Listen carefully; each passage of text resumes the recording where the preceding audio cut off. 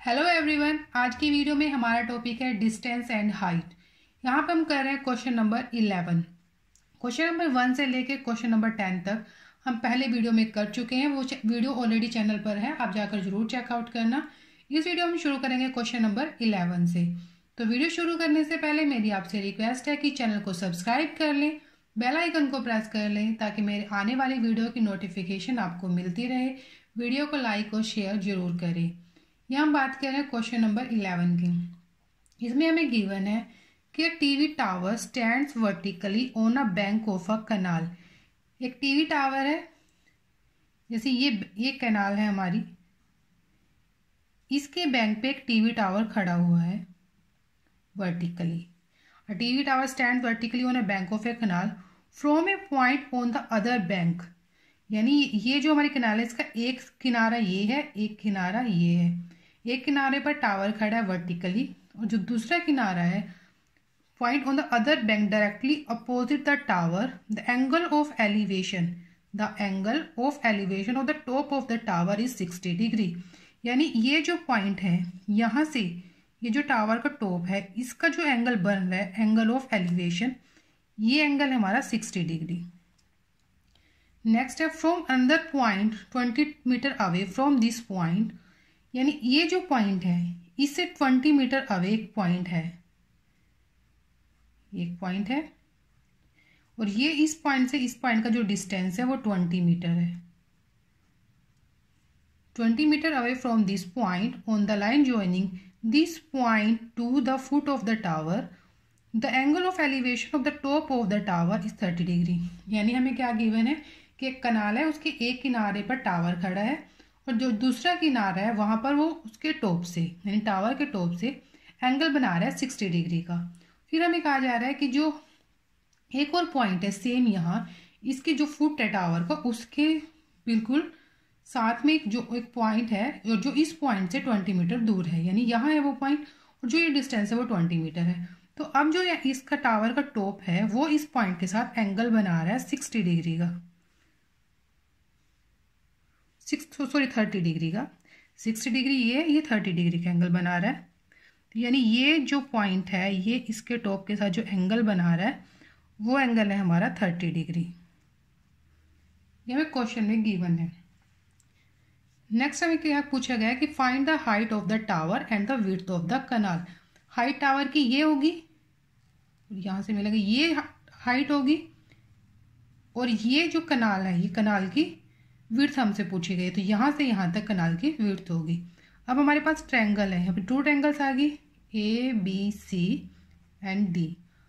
अब ये हमारे पास 2 ट्रायंगल्स है, एक है ADC और एक है ABC। अब हमें CD निकालना है, ये वाली जो लेंथ है हमें ये निकालनी है, ये हमें गिवन है। तो अगर हम कंप्लीट BC में से, यानी यहाँ से यहाँ तक, उसमें से ये वाला सब्ट्रैक्ट कर दें तो हमें ये मिल जाएगा।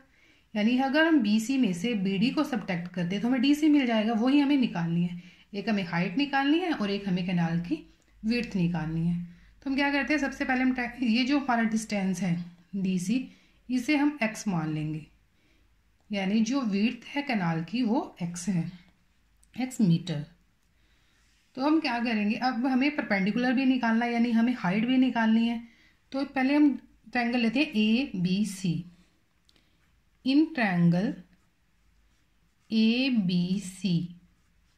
ABC में AC हमें निकालना है और BC हमें गिवन है। तो BC क्या होगा, 20, ये x हमने ये मान लिया, 20 + x मीटर, ये हमारा BC होगा। अब हम क्या करते हैं, इसमें हमें परपेंडिकुलर निकालना है, बेस गिवन है। तो परपेंडिकुलर बाय बेस क्या होता है, टेंजेंट थीटा। टेंजेंट थीटा होता है। अब यहाँ पे जो हमारा थीटा है वो 30 डिग्री है, जो बड़ी वाली ट्रायंगल उसमें थीटा 30 डिग्री है। तो यहाँ पे से P क्या है हमारा, परपेंडिकुलर क्या है, AC। तो AC बाय BC बेस है, is equal to tangent 30 degree. Theta की वैल्यू 30 डिग्री होगी, क्योंकि हम बड़ी वाली ट्रायंगल में बात कर रहे हैं। तो यहाँ पे जो एंगल है वो 30 डिग्री है। तो AC हमें नहीं पता क्या है, BC की हम यहाँ से वैल्यू रख देंगे, ये हमारी 20 + x, और टेंजेंट 30 होता है हमारा 1/√3। अब इसको जब हम क्रॉस मल्टीप्लाई करेंगे तो यहाँ पे आएगा √3 AC is equal to 20 + x। या हम सिंपल भी कर सकते हैं कि AC is equal to 20 + x by √3।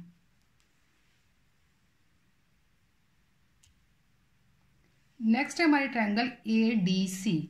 अब इन ट्रायंगल ADC AC हमें निकालना है फिर से, और DC हमें हमारे पास है, यानी ये परपेंडिकुलर बाय बेस हो गया, ये भी क्या होगा टेंजेंट थीटा, और यहाँ पे जो थीटा है वो हमारा 60 डिग्री है, तो ये हो जाएगा टेंजेंट 60। अब AC CD की वैल्यू क्या है x, और टेंजेंट 60 होता है हमारा √3, तो यहाँ से AC क्या आ जाएगा √3x।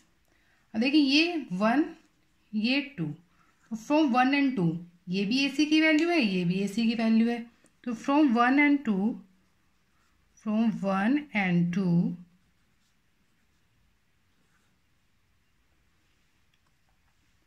√3x is equal to 20 + x by √3।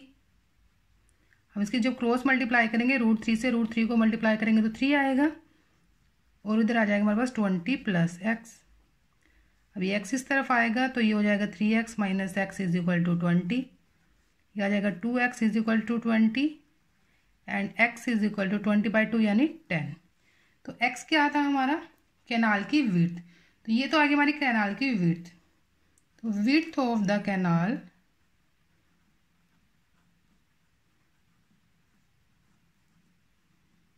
Is equal to 10 metre. अब नेक्स्ट हमें निकालनी है AC यानी हाइट टावर की। अब AC के लिए या तो हम इसमें वैल्यू पुट कर दें x की, या हम इसमें वैल्यू पुट कर दें x की, या 1 में पुट कर दो या 2 में पुट कर दो, वहाँ से हमारी टावर की हाइट आ जाएगी। तो हम इसमें पुट कर देंगे क्योंकि सिंपल है। तो height of the tower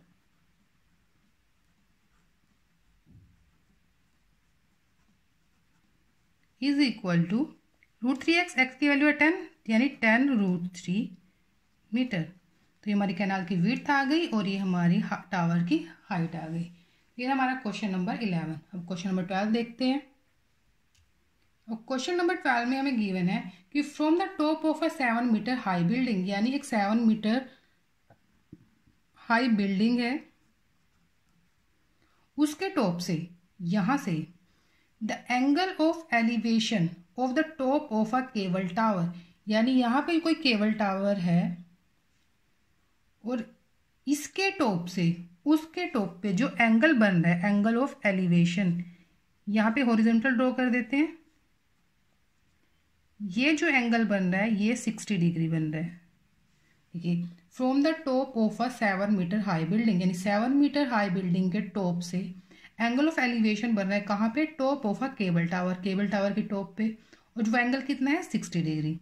and the angle of depression of its foot, यानी जो यहाँ पे इट्स का मतलब यहाँ पे जो टावर है इसके फुट का, क्योंकि यहाँ पे हम इसी की बात कर रहे थे, पहले बात करें हमने टॉप की, कि top of a cable tower, यानी केबल टावर के टॉप से एंगल बने 60 डिग्री का, and the angle of depression of its foot, और इसके फुट के साथ जो एंगल ऑफ डिप्रेशन बन रहा है वो बन रहा है 45 डिग्री का। ये ग्राउंड है, इसका जो टॉप है 7 मीटर हाई बिल्डिंग का जो टॉप है, उसके टॉप का और बिल्डिंग के टॉप का, जो टावर के टॉप का जो एंगल ऑफ एलिवेशन है वो है 60 डिग्री, और जो एंगल ऑफ डिप्रेशन है इस बिल्डिंग के टॉप का और टावर के फुट का, यानी यहाँ पे जो एंगल बन रहा है, ये जो एंगल है ये एंगल है 45 डिग्री। जो एंगल होता है ना वो उसके हॉरिजॉन्टल के और लाइन ऑफ साइट के बीच में ही बनता है, तो यहाँ पे बन रहा है 45 डिग्री का एंगल, यानी बिल्डिंग की टॉप से और टावर के फुट के साथ जो एंगल बन रहा है वो 45 डिग्री है, और बिल्डिंग के टॉप से टावर के टॉप पे जो एंगल बन रहा है वो 60 डिग्री है। ये एंगल ऑफ एलिवेशन है, ये एंगल ऑफ डिप्रेशन है, तो 45 डिग्री है। अब हमें करना क्या है, determine the height of the tower, हमें टावर की हाइट फाइंड करनी है। देखिए ये 7 मीटर है तो ये बिल्कुल स्ट्रेट लाइन है, तो ये जो हाइट होगी यहाँ से लेके यहाँ तक ये भी 7 मीटर होगी, क्योंकि इक्वल होगी, बिल्कुल स्ट्रेट है, पैरेलल है। अब ये 7 मीटर हो गया। अब ये एंगल है 45 डिग्री। जब टू पैरेलल लाइंस को कोई थर्ड लाइन कट करती है तो जो एंगल बनता है यानी अपोजिट इंटीरियर एंगल वो इक्वल होते हैं। ये 45 डिग्री है तो ये भी 45 डिग्री होगा। ये हमने एंगल्स और लाइंस पे पढ़ा था, उसकी वीडियो भी चैनल पर है, आप जाके जरूर चेकआउट करना। कि जब हमारे पास टू पैरेलल लाइंस हो और कोई तीसरी लाइंस को कट करती हो तो वो जो एंगल बनता है इंटीरियर एंगल्स बनता है, इंटीरियर अपोजिट एंगल, वो इक्वल होते हैं। तो ये 45 डिग्री है तो ये भी 45 डिग्री होगा। अब हमें टावर की हाइट निकालनी है। तो यहाँ से लेके यहाँ तक तो हाइट हमें मिली गई 7 मीटर, इसके इक्वल होगी। अब हम जो ये बची है यहाँ से लेके यहाँ तक ये निकाल लेंगे और इन दोनों को ऐड कर देंगे, हमें टावर की हाइट मिल जाएगी। अब इसको नाम देते हैं, जैसे ये ए है, ये बी, ये सी, ये डी और ई। अब देखिए यहाँ पे ये जो बेस है ट्रायंगल ए बी सी का जो बेस है वो ट्रायंगल बी डी ई के बेस के इक्वल होगा, क्योंकि इनका जो बीच का डिस्टेंस है वो पैरेलल है।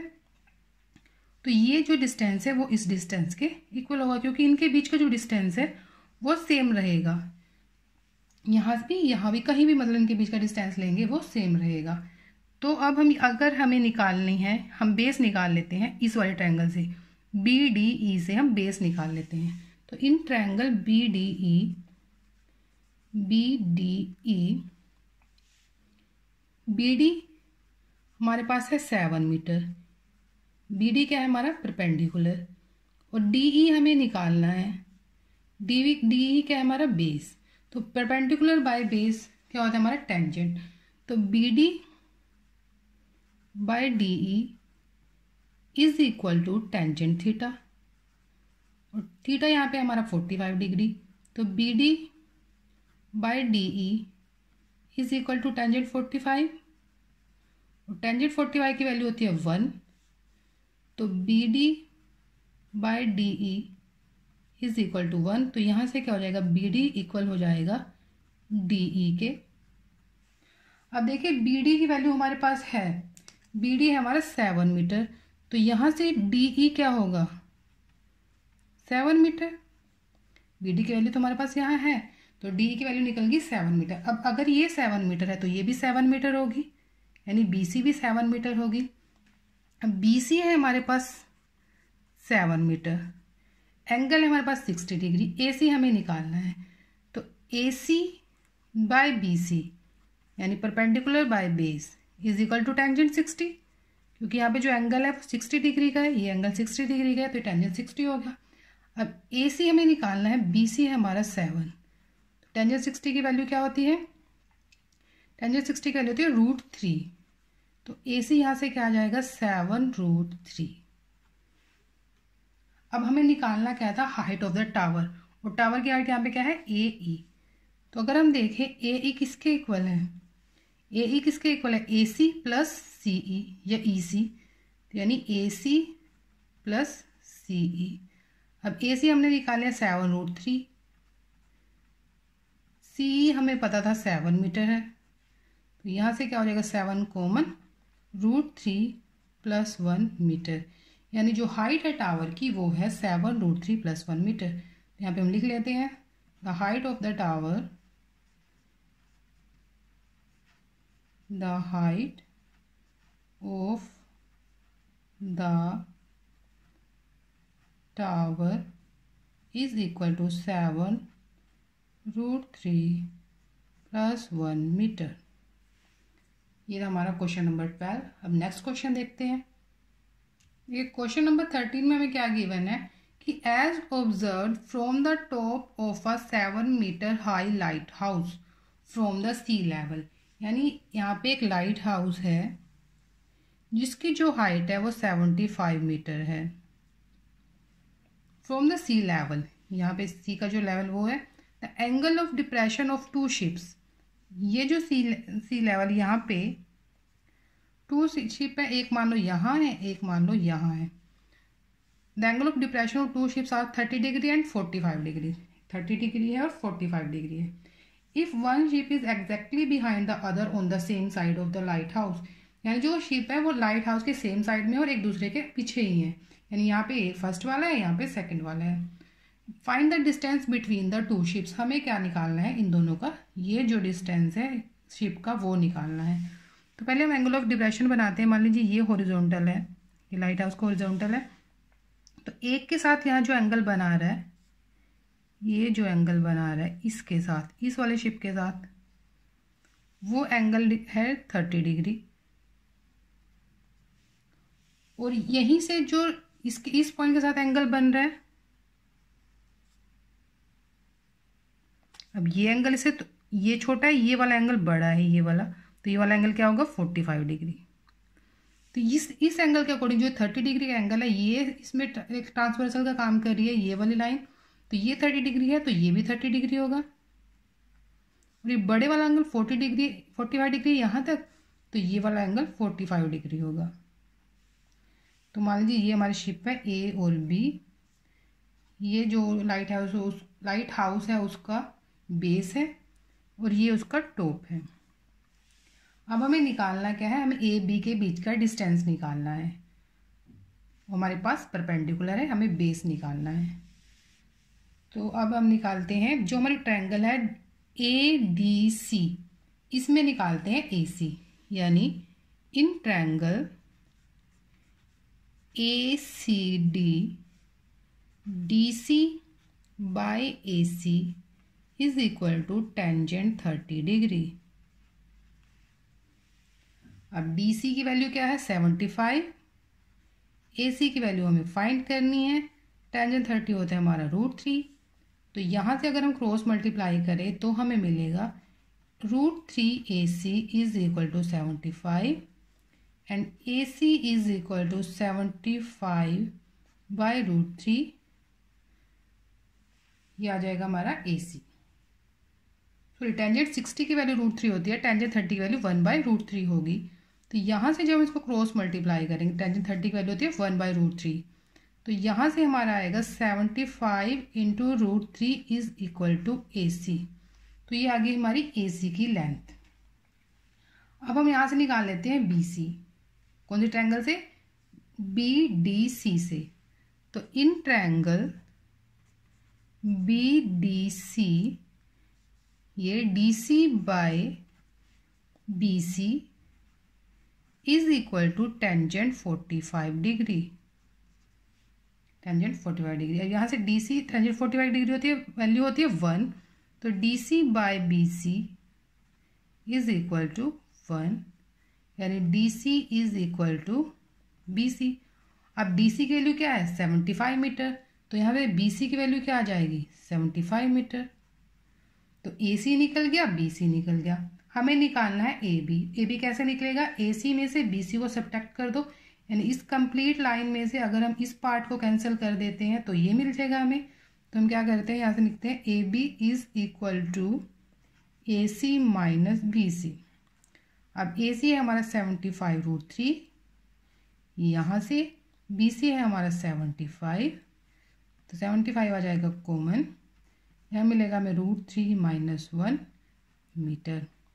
एंड जो डिस्टेंस है दोनों शिप के बीच में वो ये है हमारा 75 √3 - 1। तो हम लिख देते हैं the distance between the two ships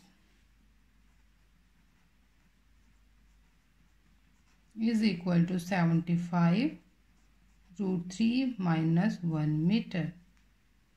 तो हमारा क्वेश्चन नंबर 13। अब क्वेश्चन नंबर 14 देखते हैं।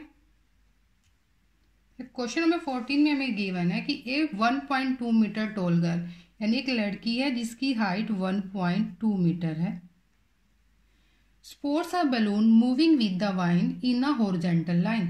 वो एक बैलून को स्पोर्ट कर रही है, यानी एक बैलून को देख रही है और वो जो बैलून है वो हवा के साथ हॉरिजॉन्टल लाइन में मूव कर रहा है।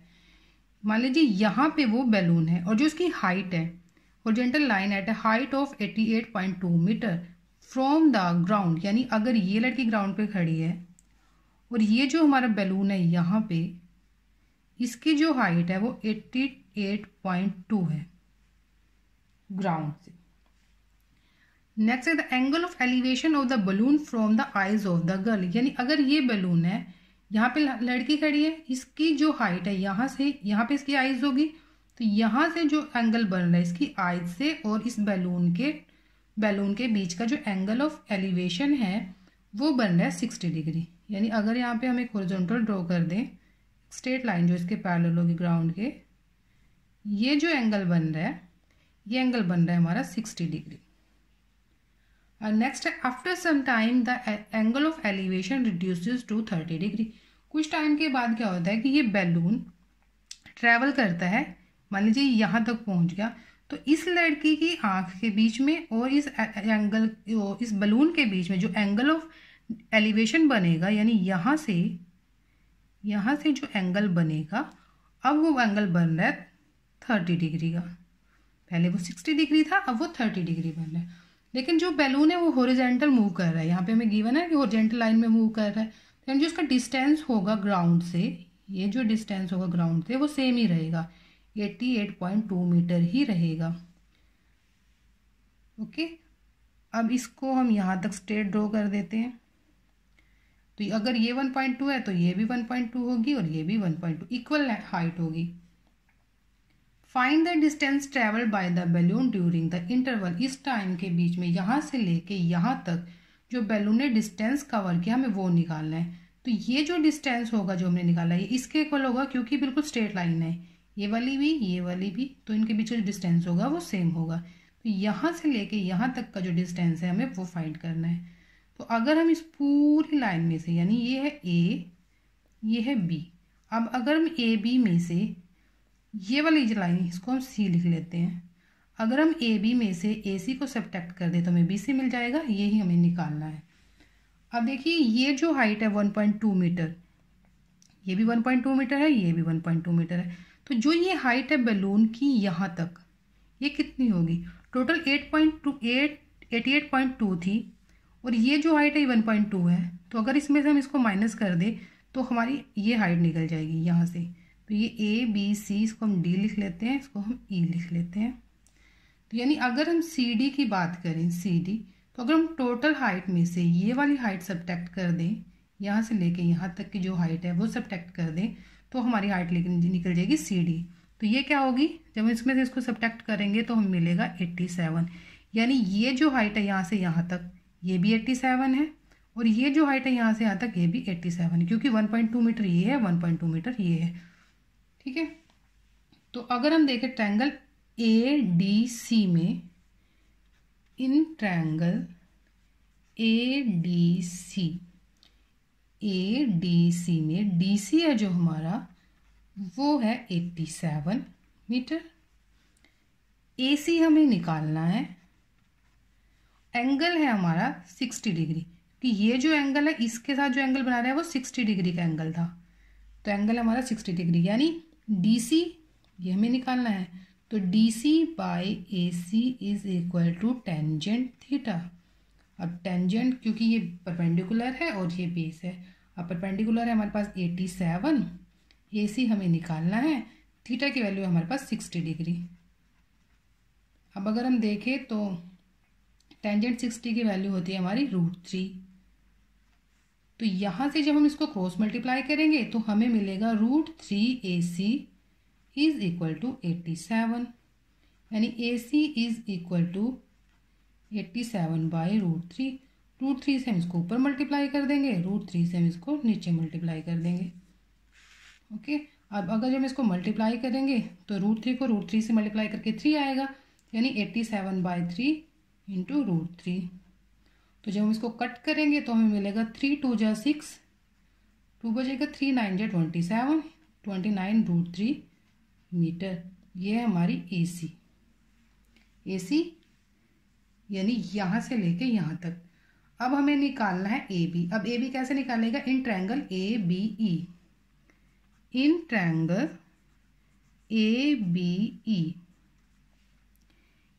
ABE में BE है हमारे पास, वो भी 87 मीटर ही है, और AB हमें निकालना है और एंगल है हमारे यहाँ पे 30 डिग्री। तो अगर हम यहाँ पे लिखे BE यानी perpendicular by base, BE by AB is equal to tangent theta, ये हमें निकालना है। टेंजेंट थीटा, थीटा यहाँ पे हमारा 30 डिग्री है। अब बी ई की वैल्यू 87, ए बी हमें नहीं पता, टेंजेंट 30 की वैल्यू होती है 1/√3। उसको क्रॉस मल्टीप्लाई करेंगे तो यहाँ पे आएगा 87√3 is equal to A B. और हमें निकालना क्या था, बी सी, यानी जो बैलून ने यहाँ से लेके यहाँ तक जो ट्रैवल किया, ये जो डिस्टेंस था हमें ये निकालना था, और ये इसके इक्वल होगा, तो यहाँ से हम इसको निकाल लेंगे। यानी A B minus A C is equal to B C. A B minus A C ये कर देंगे, पूरी लाइन में से इसको कट कर देंगे तो ये बचेगा, यानी बी सी। अब ए बी हमने निकाला यहाँ से 87 इंटू √3 माइनस ए सी हमने यहाँ से निकाला 29√3 इज इक्वल टू बी सी।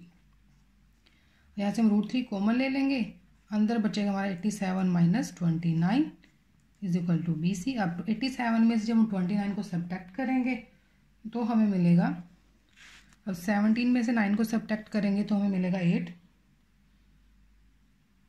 और यहाँ बचा 7 से 2 सब्ट्रैक्ट करेंगे 5, यानी ये आ गया हमारा 5√3 बी सी। यानी बी सी क्या है हमारा, जो डिस्टेंस ट्रैवल किया बैलून ने, तो यहाँ बी ये हमारा आंसर आ गया। हम इसको लिखेंगे distance travel by the balloon, यहाँ लिख देते हैं डिस्टेंस